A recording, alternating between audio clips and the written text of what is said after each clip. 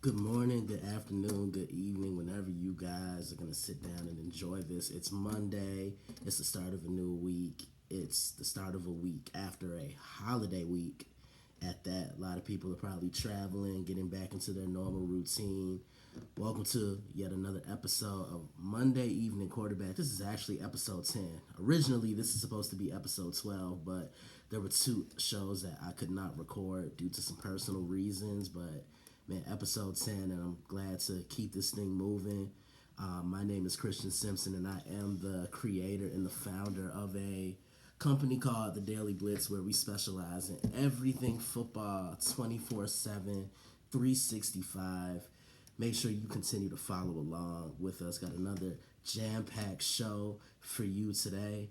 It was the final week of college football for the regular season. Now we're moved on to Championship Saturday, and then on Sunday next week, that will be football's version of Selection Sunday. You hear that term so much with college basketball and March Madness. So the madness is really starting to begin, and it's really starting to form itself for the college football playoff. Only four can make it. Many teams will try to qualify, but the committee will select the best four. It was week 12 of the NFL, which started on Thanksgiving last week. Wild day as always in the NFL. I'm gonna give out some game balls. We're gonna take phone calls. I'm gonna be taking your questions. I'll give a little preview of Monday night football between the Seattle Seahawks and the Washington football team later on tonight, and that'll put a bookmark on week 12, and then we're on to week 13 right after that. Give a little sneak preview at what's upcoming on the website this week, and I'll promote, as I always do, how you guys can keep up with me and whatnot. I think that sounds like a good plan, but look, let's stop wasting time. Let's dive right into it. College football, week 13. The final week of college football is always rivalry week. This is where bragging rights are on the line, state bragging rights are on the line, historic rivalries are renewed once again, and Georgia completed a perfect regular season, 12-0. They've been dominant from the jump, and they've never really looked back. The best defense that Georgia has played this year, it was the Clemson Tigers. But Georgia can beat you in a plethora of ways. They'll make you think you have a chance for a quarter, and then they'll just shut you down the remaining three quarters of the football game. Kirby Smart has kept his team disciplined, focused. They dominated Georgia Tech in good old clean fashion hate the other day. I don't even think Georgia Tech scored, and I'm actually about to check just to make sure. Let's see. Shall we? Um, let's see. Yup, Georgia shut them down, 45-0. Just another tune-up before the big game that's coming up this Saturday. Georgia, they've been in the upper echelon of the college football conversation this year. I knew they were going to be good. I did pick them to win the SEC East. Wow, I'm getting my divisions all confused and whatnot. I did pick them in the summer. I'll repeat myself. I did pick them to win the SEC East during the summer when I was doing my previews of college divisions on the website, but I did not think they would be this dominant.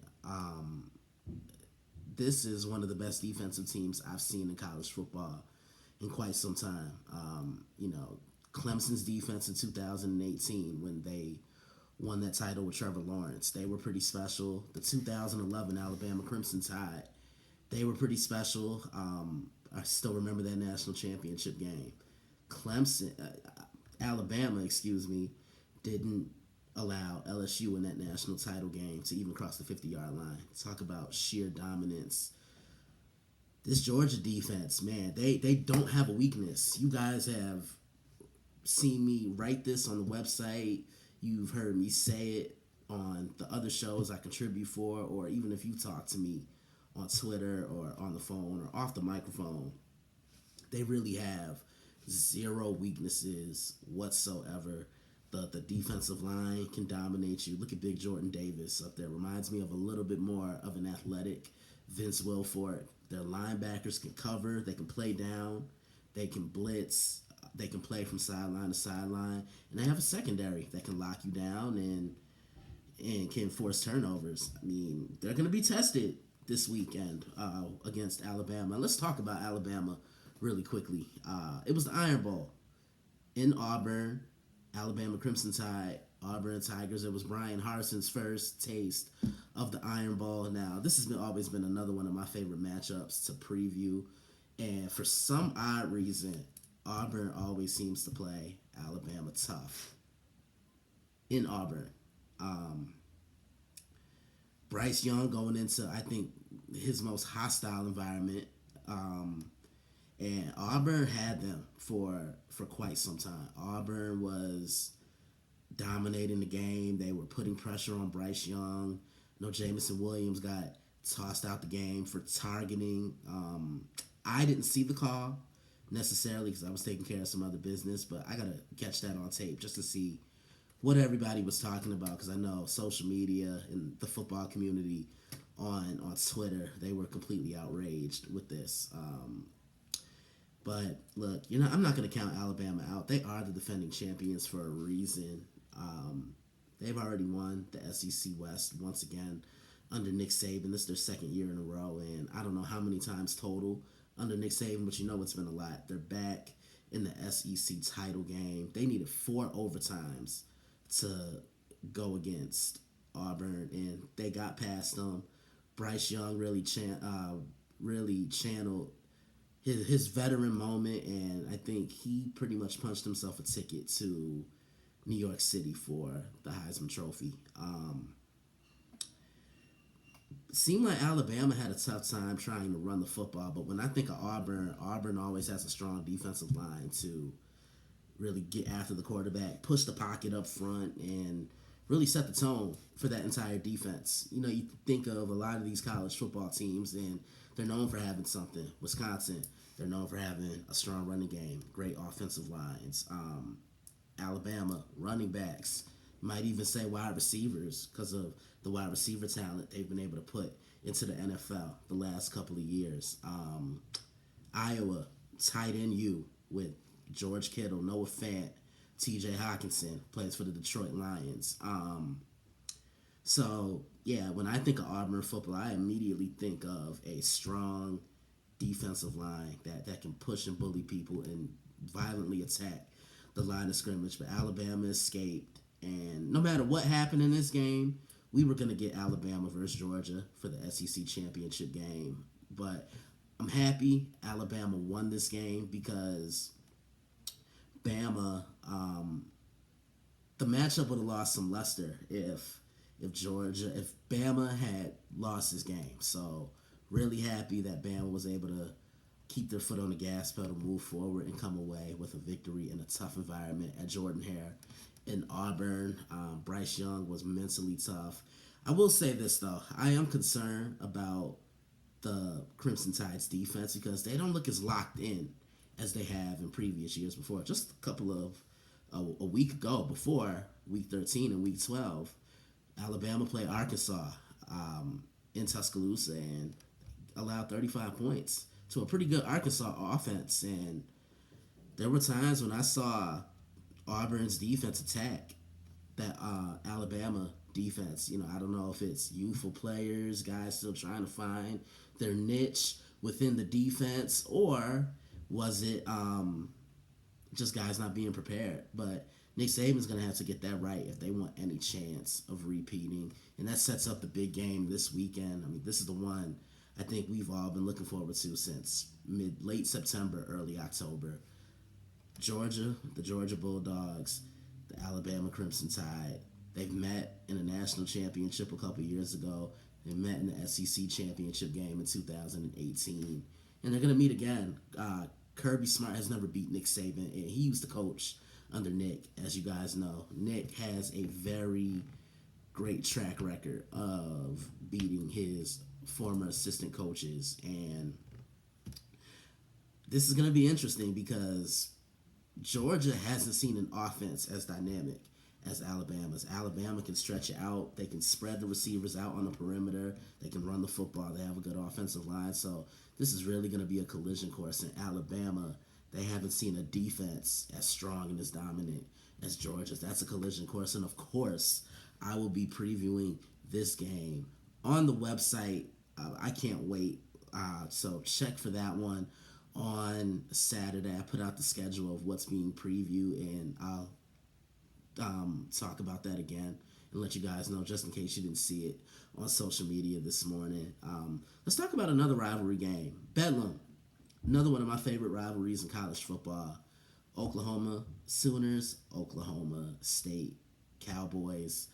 Sooners have dominated this rivalry the last couple of years. I still remember the first time when I previewed Bedlam. It was 2017, and this was Baker Mayfield's Heisman moment. Wish he could channel some of that now in the NFL, but I digress. Put up 61 to be exact, on the Oklahoma State Cowboys en route to another victory, en route to another Big 12 conference title, and an appearance in the playoffs where they fell short to who I just talked about, the Georgia Bulldogs. The thing about Oklahoma this year, their offense is still good, but coming into this game, I didn't really like the way Oklahoma had been looking. I thought they played with a little bit more of a chip on their shoulder against Baylor, and I thought they played with a little bit more urgency against the Iowa State Cyclones, and they won that game by a touchdown, 28-21. But yeah, in this one, when you think of the Big 12, you think of what? Explosive scoring, the ball flying up and down the football field. That's not Oklahoma State. Yeah, they could do it, but they like to slow the game down, and they like to play defense. This has been one of the best teams in college football, in the Big 12, from a defensive standpoint, and it looked like Oklahoma was starting to pull away from it. Caleb Williams looked like he was settling in and getting more comfortable, and Spencer Sanders appeared to be pressing, but it doesn't matter how games start. It's how they finish, and Oklahoma State closed them out with a 13-0 run to end the game. Oklahoma State ended up winning the game 37-33. So here was a scenario coming into that game. If the Oklahoma Sooners had won the game against Oklahoma State, we would be getting Bedlam Part 2 on Saturday in the Big 12 championship. But Baylor was knocking on the door because Baylor owned that head-to-head tiebreaker over the Oklahoma Sooners because of the fact they did beat them. Now, it's going to be Baylor and the Oklahoma State Cowboys for the Big 12 title game. No Oklahoma in the Big 12 title game. Kind of weird. I mean, there is a team from Oklahoma in the title game, but it's not the Sooners. And speaking of Oklahoma, before I touch base on the rest of what caught my eye in Week 13 of college football, how about Lincoln Riley? Let's talk about this. Tells reporters on Saturday night after the game that he will not be leaving Oklahoma, and he is not taking the job at LSU. Let's fast forward to a day later.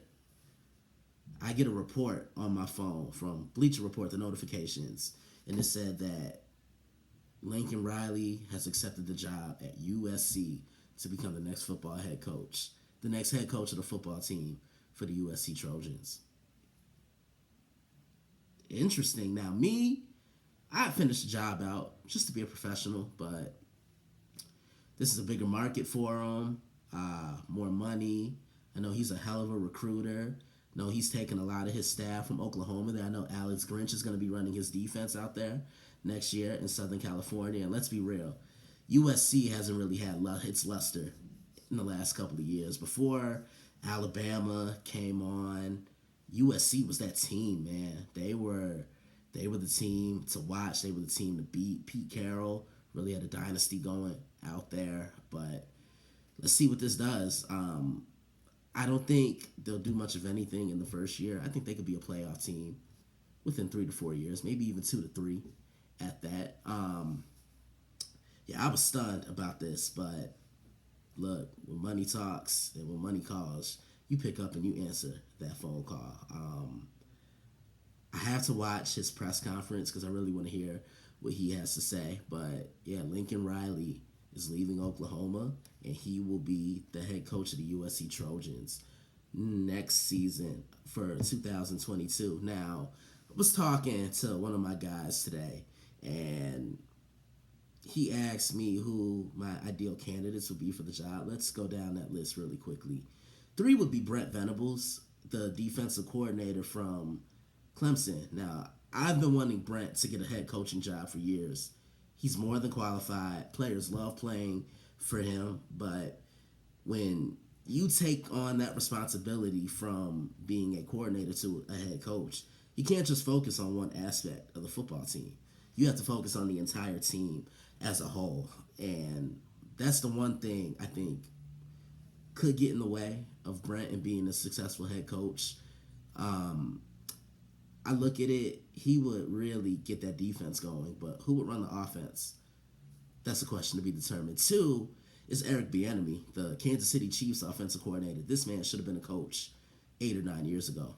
He's more than qualified. Players vouch for him week in and week out. Analysts, myself included, vouch for this man week in and week out. Look at some of the offenses he's ran during his times in the NFL. I know he was a coach of that 2012 Minnesota Vikings team with most valuable player, running back named Adrian Peterson after shredding his entire knee the year before in 2011. I think he's going to get a job this year. I just feel it right now. Whether it's in the NFL as a head coach or whether it's in college, this man is more than qualified. My top candidate for the Oklahoma head coaching job, Joe Brady. Now, let's take it back here. Joe Brady worked under Sean Payton for the New Orleans Saints. He worked under at Orgeron at LSU, was the anchor and one of the key contributors to one of the greatest quarterback seasons by a quarterback in Joe Burrow in 2019, where he won the Heisman and LSU went on to win the national championship. Now he's working for Matt Rule, and he's their passing coordinator for the Carolina Panthers. Here's the thing. Young, innovative head coaches are in right now. Look at the chance the Rams took with Sean McVay. And he's become one of the best in the league. Look at the chance the Green Bay Packers took with Matt LaFleur. And he's led them to 2 NFC championship games in his first 2 seasons. Ain't won it, but, they still got there. I think Joe would be great for this program because he's an offensive-minded guy, and if they want to stick with the traditional offensive-minded guys in Norman, I think he'd be your top choice. I would love to see him get a job. He's young. His players would be able to relate to him because, a lot of those older coaches, no disrespect, they see things differently now. The game has changed. The game isn't what it was 40 years ago compared to what it is now. It's faster. It's more physical. The guys that are coming in to any level of football are stronger and bigger. So that's one thing a lot of these guys are going to have to consider. But there's one more game that I forgot to mention. The game return. That's the Ohio State Buckeyes and the Michigan Wolverines. I actually wore this shirt for my good friend Wellington Gibson. He's a diehard Michigan Wolverines fan, bleeds maize and blue, and I promised him, look, I'm all about the fans, man, and I promised him that I would wear this shirt. But let's talk about it. Previewed this one on Saturday. I was so excited for it. I've often compared this rivalry to Duke and North Carolina of college football. It doesn't matter where they're ranked. Something's always on the line, and Ohio State has dominated this rivalry the last couple of years. The last time Michigan won a game in this matchup between the two schools, Barack Obama was still president. And that was in 2011. The game was at the Big House. Let's fast forward to now. The game was at the Big House once again.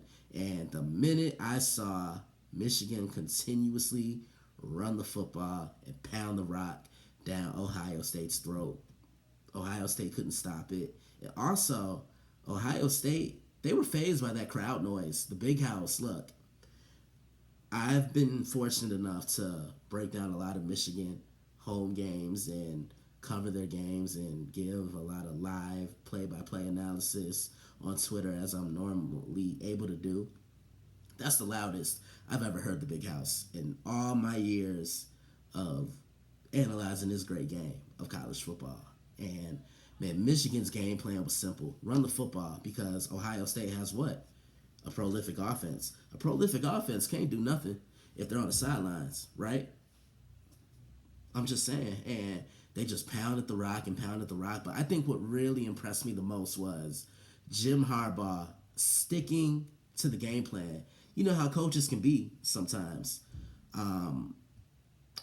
They'll get away from what got them the lead, and then that's how they end up getting in trouble. But that wasn't the case. They still were able to run the football, and Ohio State couldn't do a doggone thing to stop it. Michigan finally got that win over Ohio State, and Jim Harbaugh finally got that coveted win over the Ohio State Buckeyes. Michigan won this game 42-27, and that's actually who my game ball goes to.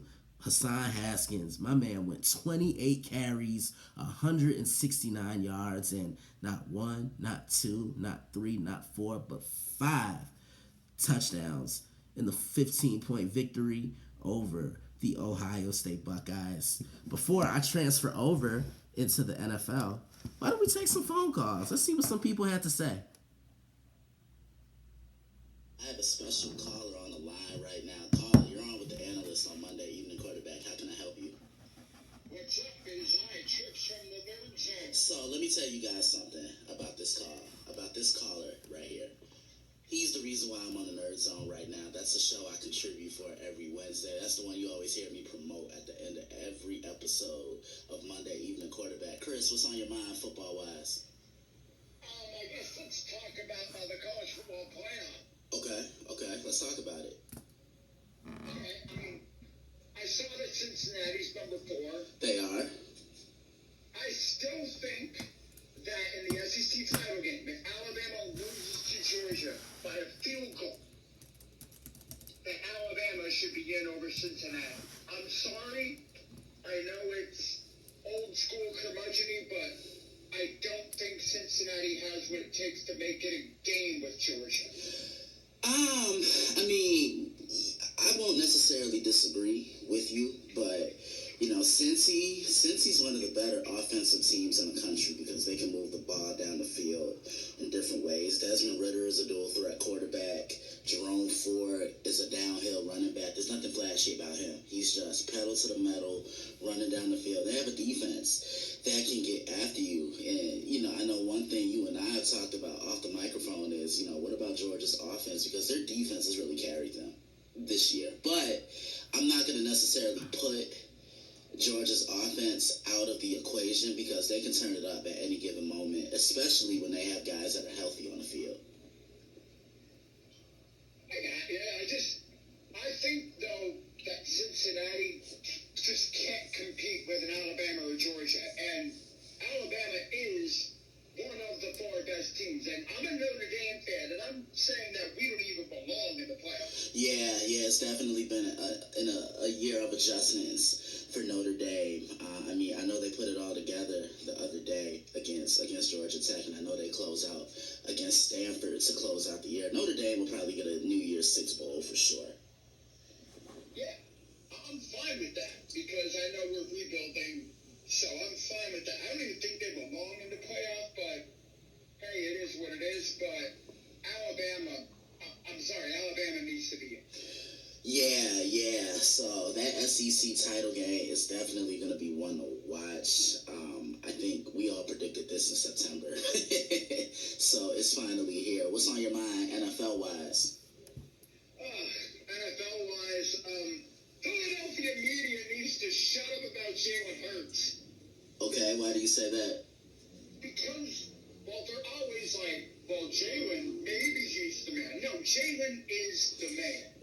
Yeah, he is. The problem is not Jalen. The problem is the offensive line needs to gel, and they're running the ball effectively now because what do you do with an offensive line that can't pass like and needs to, get chemistry? You run the ball because it's the simplest thing.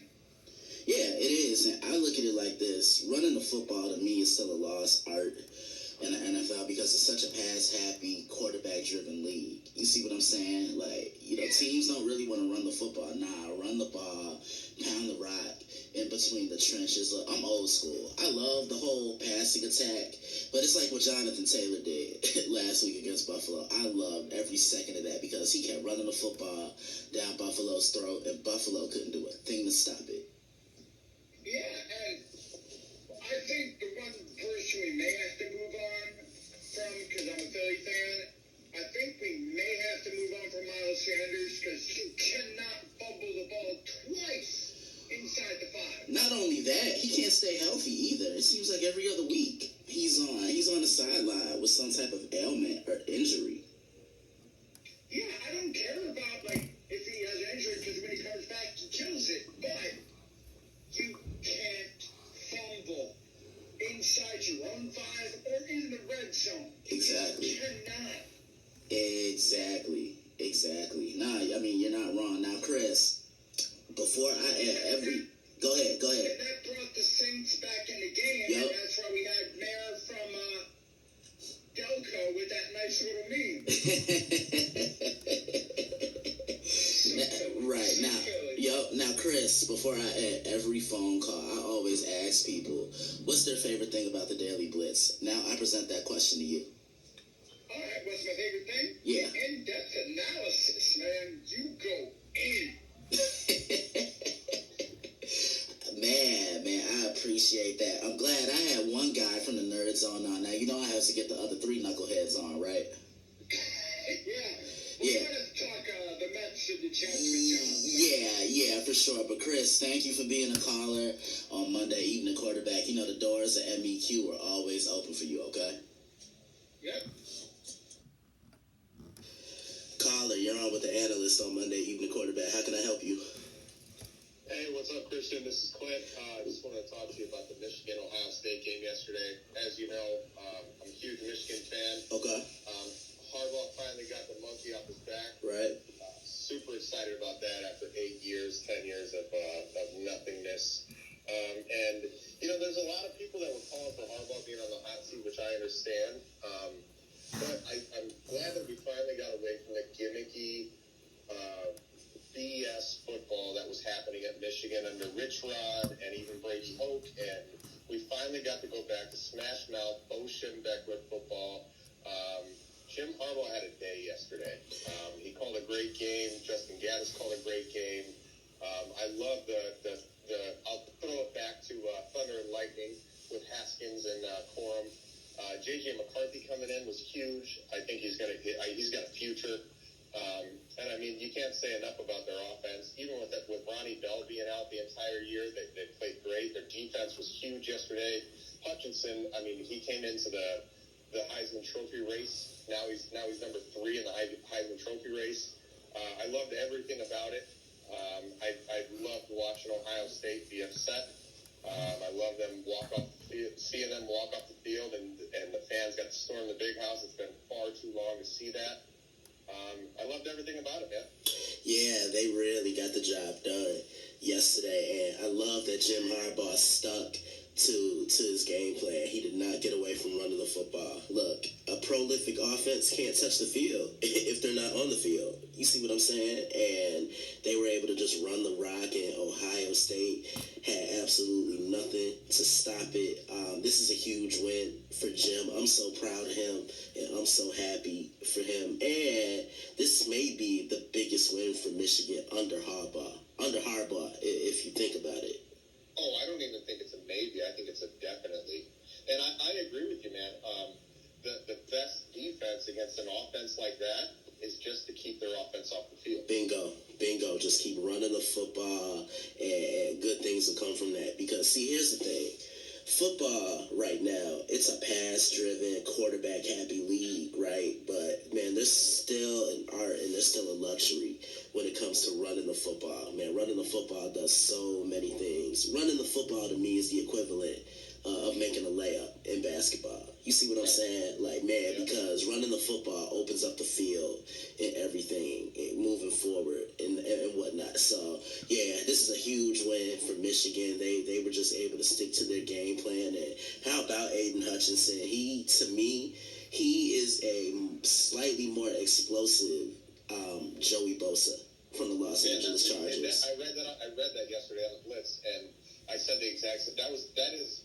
I didn't say that until I had read your column, but that is the best. That is the best comparison you can make. He really is a more explosive Joey Bosa, and he has the same technique, which is really weird because not a lot of people have that technique. Yeah, definitely. Now, Clint, before I end every call, I always ask people, what's their favorite thing about the Daily Blitz? So I present that question to you. What's your favorite thing about the Daily Blitz?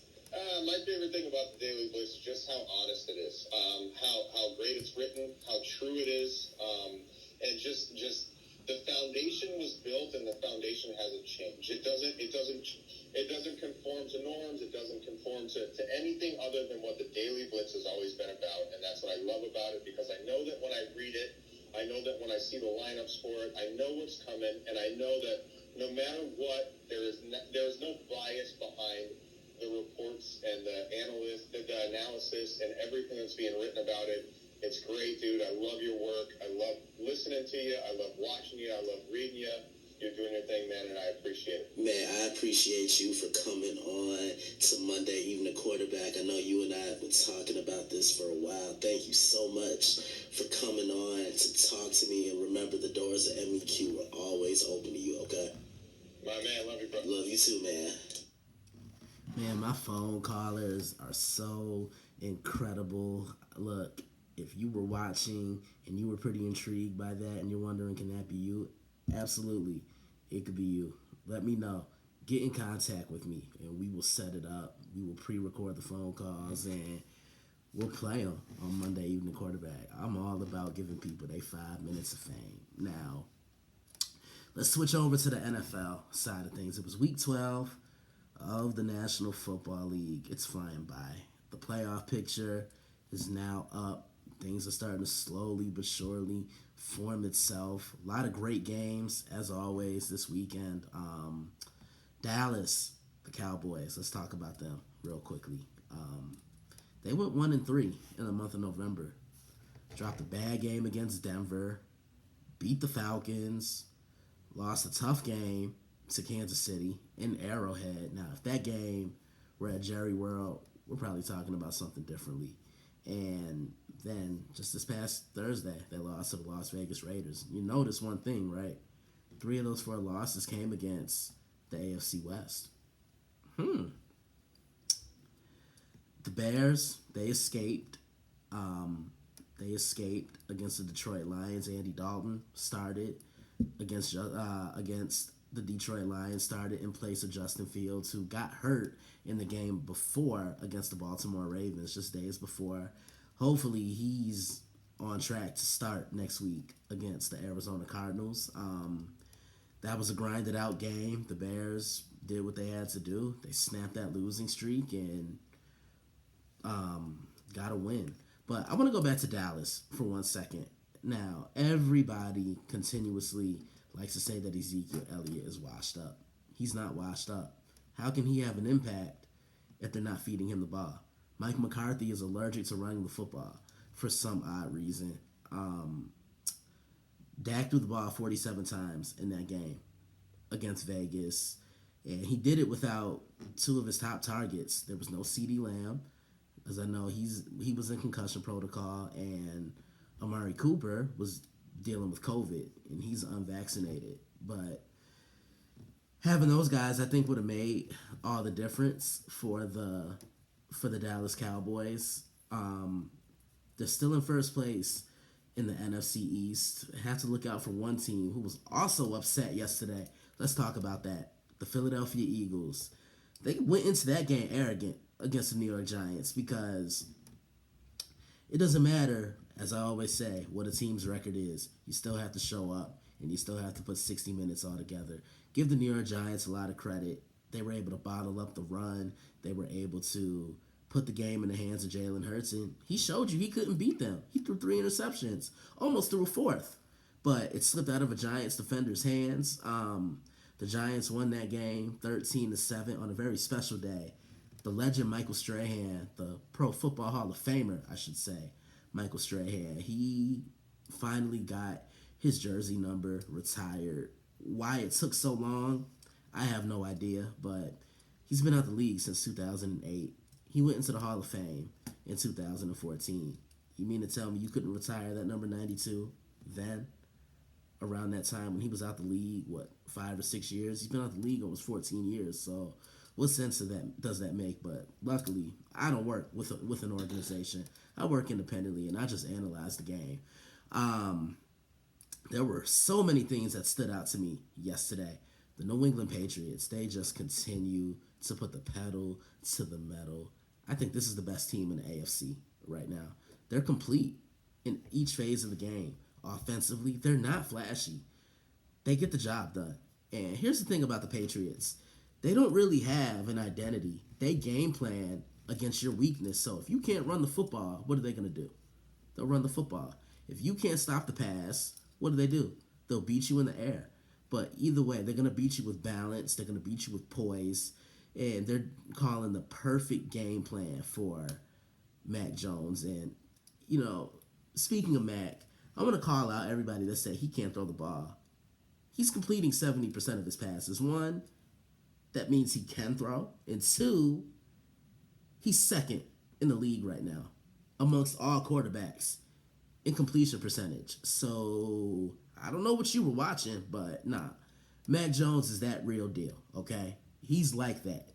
The offensive line is good. Look at their defense. That's Belichick's staple. He loves a good defense. I mean, he coached arguably the greatest defensive player of all time, and Lawrence Taylor. If you want to make him smile, just bring up Lawrence's name. But their defense is opportunistic, and what do they like to do?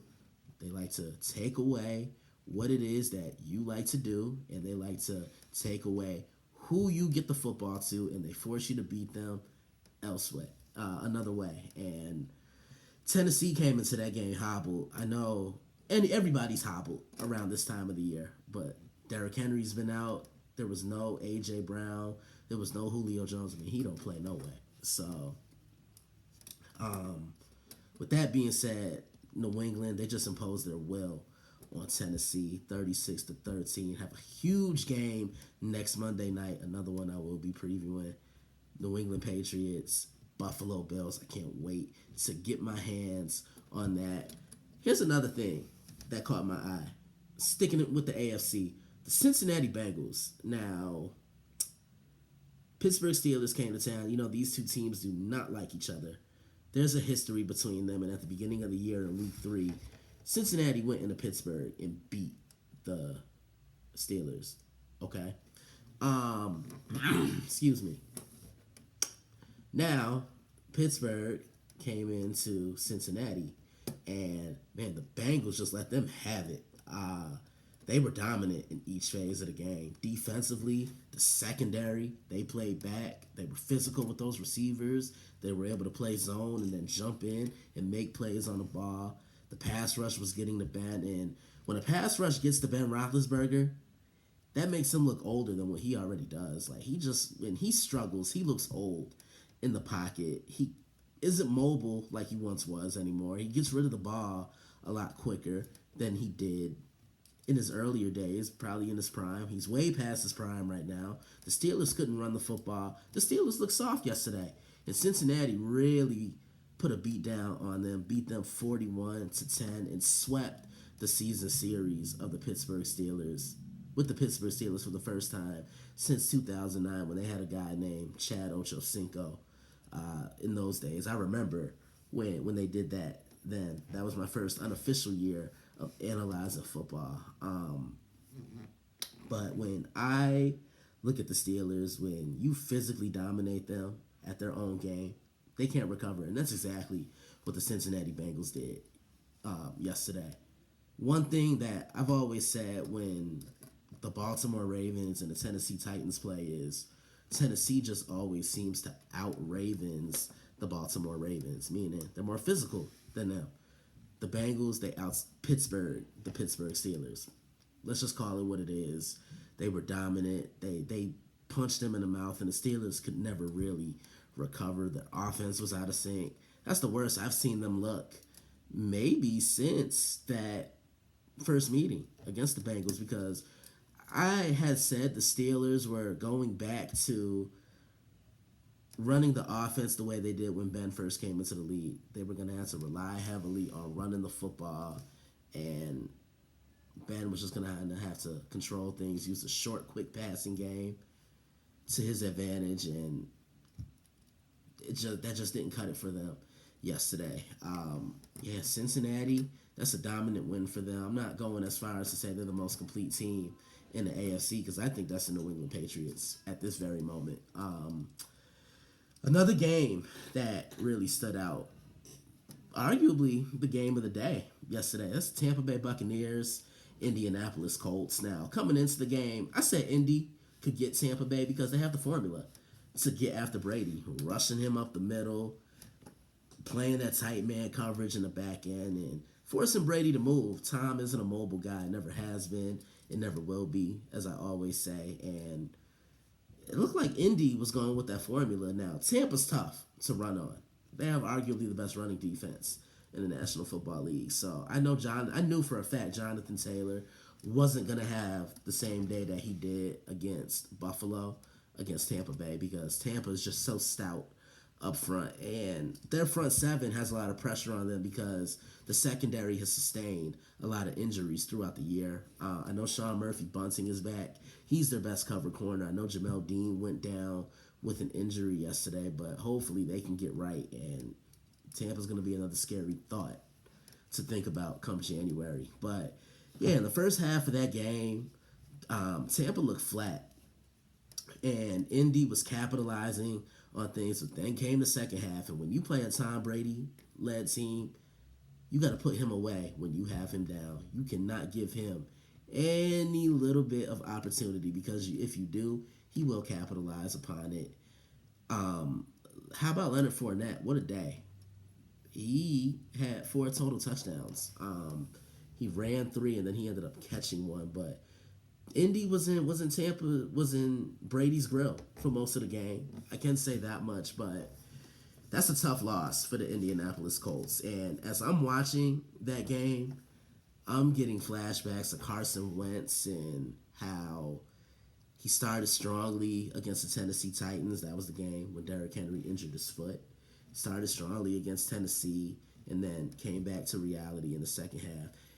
Let's look at it like this. Indy turned the ball over 4 times.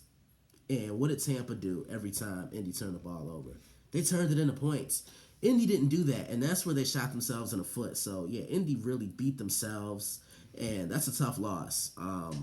38-31. Got to give Indy credit. They're a tough football team. They are gritty, and right now they're 6-6. They're on the outside looking in of the playoff picture. Remember, it's 7 teams now instead of 6. It's 1 team with a first round bye, and then 2 through 7 play each other in the wild card round. But we're not at playoff point yet. That's a grinded out win for Tampa Bay. You know, Brady didn't look his sharpest, but you got to give a lot of credit to the running game. Lenny really played well, and they're 8-3. But I'm kind of concerned about Tampa Bay because their defense doesn't put fear. They don't scare me like they did last year. Look at what they were doing last season. Ty Bowles was throwing blitzes left and right. The secondary was covering, and you just don't see that now. Brady can't bail them out every single time. And if that's going to be the case, Tampa's going to have to sustain a lot of long drives moving forward. Another big game that took place yesterday, Los Angeles Rams, Green Bay Packers. Now, remember when Von Miller said he woke up 4-4, then when he was traded to Los Angeles, he was 7-1? Ever since he made those comments, the Rams haven't won a game. You realize that? Yeah, they have struggled And the Rams aren't getting pushed from their offensive line. Stafford is really struggling. They are not giving him time to throw the football. And when your offensive line can't run or they can't block up front, that makes it difficult for them to run the football. Sorry about the water noise. My dog is in here. He's barking, and he's not going to stop. So, yeah, I guess you can call him my special guest for the day. But, yeah, I look at the Rams, and Stafford doesn't look like the same guy that